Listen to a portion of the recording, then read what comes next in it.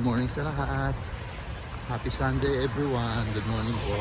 Araw po ng linggo ngayon sa amin dito. Umagang umaga. Kung mapapansin niyo yung paligid ko, puro fog. Puti yung ulap. Yung paligid ba? Fog. Papunta na kami ng church. JIL. Jesus Lord Church. Kanina po grabe yung ulan, medyo ngayon tumila ng ibon na lang, ibon na lang. Kaya kita nyo yung paligid, basa yung kalsada, basa.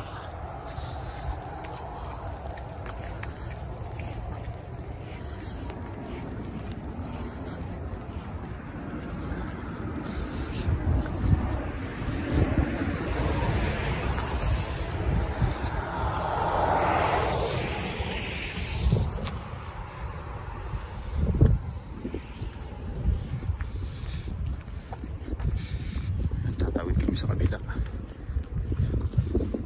Okay, walang sakyan. Okay, go. Tawid. Pwede natin. Nakatawid na kami.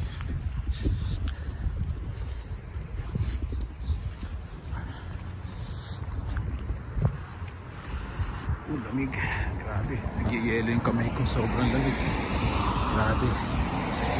Ito, tinitiis ko na lang.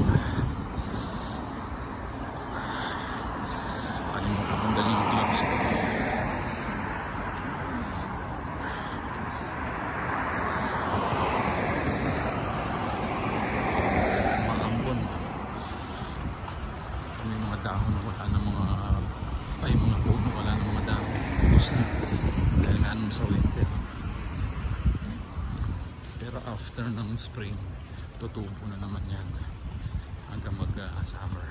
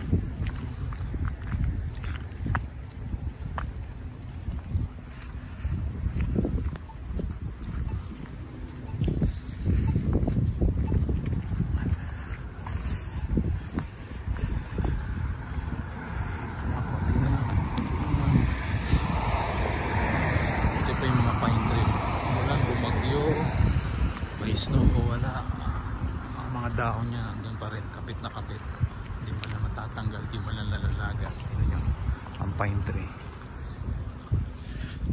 buo pa rin, walang lagas, hindi naman lang nakalbo. Yun yung katibay yung mga pine tree dito sa Canada.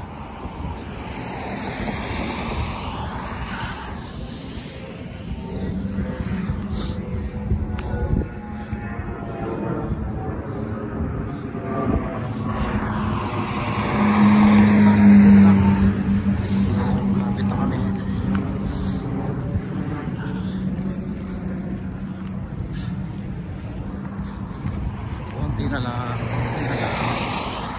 Yan, tatawid na naman kami. Tatawid. Okay na. Yan na. JIL Church. Here we go. Papalapit na kami. Kapit na kami makapasok sa loob.